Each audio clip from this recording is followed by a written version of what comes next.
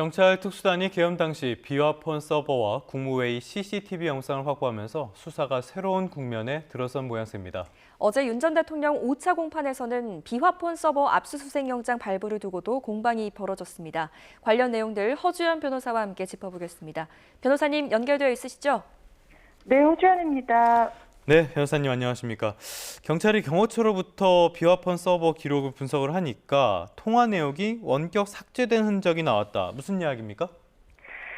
일단 지금 경찰이 그 윤석열 전 대통령을 특수공무집행방해, 그러니까 체포 당시에 방해했다라는 이유로 지금 이 건에서 수사를 하고 있는데 사실상 그동안은 비화폰 서버를 경호처에 비협조로 확보를 하지 못하다가 이 사건 수사를 하는 도중에 이 부분이 확보가 됐습니다. 그런데 이 기록을 분석을 해봤더니 비상계엄이 있었던 날로부터 3일 이후인 12월 6일에 이 비화폰의 내역이 원격으로 삭제된 흔적이 나온 것을 발견을 한 겁니다.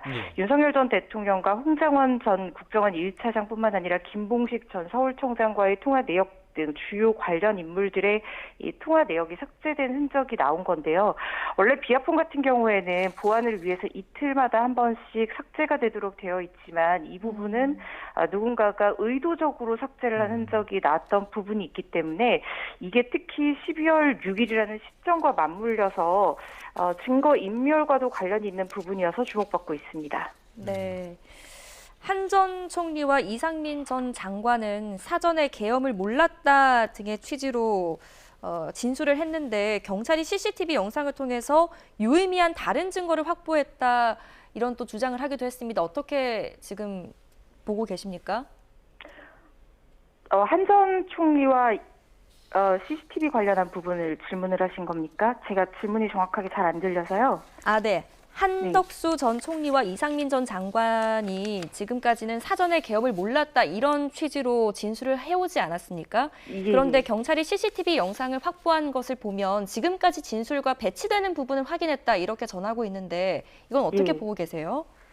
이 부분도 지금 문제가 되고 있는 부분인데요. 그러니까 그 비상계엄 당일에 한덕수 전 총리와 이상민 전 장관 그리고 최상목 전 경제부총리 등이 국무회의에 참석을 했는데 그때 당시에 지금 일관되게 진술해오던 부분이 관련한 문건을 직접적으로 받은 시점이 이 비상계엄 선포 전에는 몰랐다라는 취지로 진술을 해왔던 부분이거든요. 그런데 지금 경찰이 관련해서 이 대통령 대접견실 이를 비추는 CCTV를 확보를 했는데 이들의 그동안 진술과는 이 관련한 문건을 전달받는 과정이라든가 방법이라든가 시점 이런 것들과 배치되는 어떤 영상들을 확보를 한 겁니다. 그래서 지금 이들이 과연 국무회의에서 지금 논의된 내용이 정확하게 어떤 내용이고 이들이 비상계엄과 관련해서 미리 알았던 시점이라든가 이후에 어떤 대처를 통해서 좀 실체관계를 밝히게 된다고 하면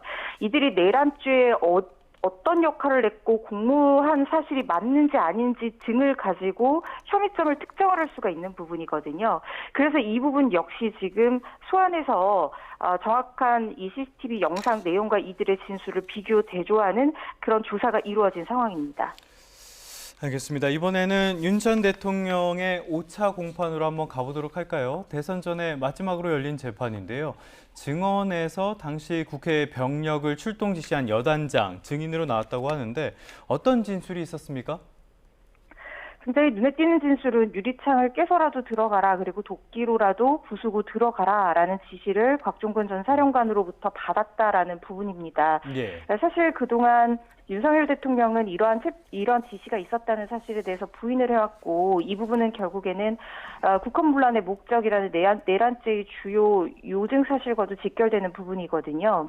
그런데 지금 이상현 준장이 증언을 하기로는 곽종근 전 사령관의 지시를 받아서 김형기 대대장이 이상현 전 이상현 준장의 부하인 거죠. 그래서 지시를 하달했다, 끌어내라는 지시 받았다라는 증언을 했다는 것이고요. 이거는 이제까지 이상현 준장이 주장해온 내용과 이 일관성을 유지를 하는 부분이고, 곽종근 전 사령관 그리고 1차 공판에 출석했던 김영기 대대장의 진술과도 사실상 일치하는 부분이기 때문에 이 부분은 윤석열 전 대통령의 주장과는 상당히 배치되는 부분이고, 나머지 3명의 이 지시를 받아서 하달한 부하들의 어떤 진술은 일치하고 있기 때문에 윤석열 전 대통령에게는 불리하게 작용할 수 있는 부분이라는 생각이 듭니다. 네, 불리한 진술이었다 이런 평가를 좀 해주셨고요. 한편 검찰과 윤 전 대통령 변호인단 사이에서 비화폰 서버 압수수색 영장 발부를 두고도 공방이 벌어졌습니다. 이게 경찰이 확보한 비화폰 서버와는 다른 상황인 건가요? 그렇습니다. 이게 다른 상황이 아니고요. 이게 사실은 비화폰의 서버의 내용이나 이 증거는 동일합니다. 그렇지만 이게 제가 아까 처음 질문에서 말씀을 드렸던 것처럼 지금 비화폰 서버를 경찰이 특수단이 확보를 한 부분은 그 혐의 자체가 윤석열 전 대통령의 특수 공무집행 방해 혐의 사건입니다. 그렇기 때문에 이게 사실상 윤석열 대통령의 이 내란 관련한 재판과는 별개의 사건이거든요. 그래서 지금 윤석열 전 대통령이 내란 우두머리 혐의로 기소가 된 이 재판 당시에는 비화폰에 대한 어떤 내역을 확보를 하지 못한 상태에서 기소가 됐기 때문에 이미 재판이 진행이 되고 있는 중입니다.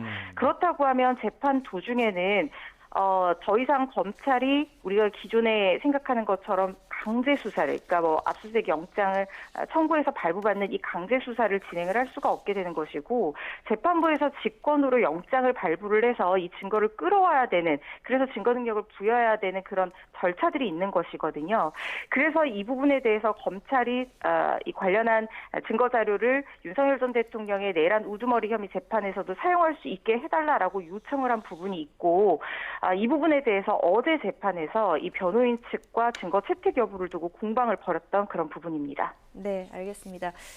이슈를 좀 바꿔서요. 정치 브로커 명태균 씨 관련 이야기 좀 해보겠습니다. 지금 의혹을 수사하고 있는 검찰이 25일이죠. 그제 오세훈 서울시장을 소환 조사한 것으로 알려졌습니다. 일단 오 시장에 대한 추가 소환 그리고 기소 여부는 어떻게 전망하십니까? 어제 12시간의 고강도 조사가 사실상 이루어졌기 때문에 25일이죠. 12시간의 고강도 조사가 이루어졌기 때문에 이 부분에 있어서 추가 소환 조사가 더 이루어질 가능성은 그렇게 높지 않다라고 보고 있는데, 물론 수사상 필요하고 특히 증인들의 기존 진술이라든가 수사기관에서 이미 확보한 증거와 배치되는 부분에서 한 번 더 확인할 필요가 있다고 하면 추가 소환을 할 수도 있겠습니다만, 일단 지금으로서는 특별히 보도되는 내용에 따르면 추가 소환할 가능성보다는 기소 여부를 결정짓는 수순으로 갈 가능성이 높다라는 생각이 들고요. 이미 특히 지금 김한정 씨, 그러니까 사실상 후원자로서 여론조사 비용을 대납했다는 의혹을 받는 이 사람도, 이 사업과도 이미 조사가 이루어진 상황이기 때문에 예. 기소 결정 여부를 판단할 시점이 왔다라는 생각이 듭니다. 알겠습니다. 오늘 다뤄볼 만한 이슈들이 많아서요. 끝으로 이 내용 한번 살펴보도록 하겠습니다. 어제 관심을 받았던 내용 가운데 하나가 전국의 법관회의 소식이었는데요. 2시간 만에 열렸고 별로 결론이 나온 것도 없습니다. 이렇게 되면은 왜 열렸나 싶은 그런 생각도 드는데 어떻게 보였습니까?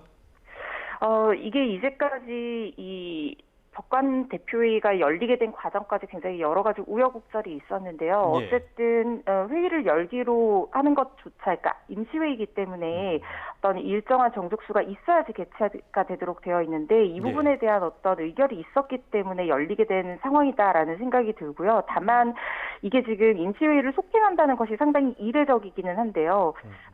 아마 지금 전국 법관의 명의로 어떤 입장이 발표가 된다는 것이 이게 이재명 후보의 그 사건과도 직결되는 부분이 있기 때문에 예. 아마 이 참석자들로서도 상당히 부담을 느낀 상황이었다는 생각이 듭니다. 그래서 대선 이후로 입장 표명 자체에 대해서 시점을 연기하기로 하고 속행하기로 결정한 것에 대해서도 좀 의미가 있다, 이렇게 보셔야 될 것 같다는 생각입니다. 네, 대선 이후에는 더 다양하고 솔직한 법관들의 의견이 나올지도 한번 지켜보도록 하겠습니다. 지금까지 허주연 변호사와 함께 법적 공방들 짚어봤습니다. 잘 들었습니다.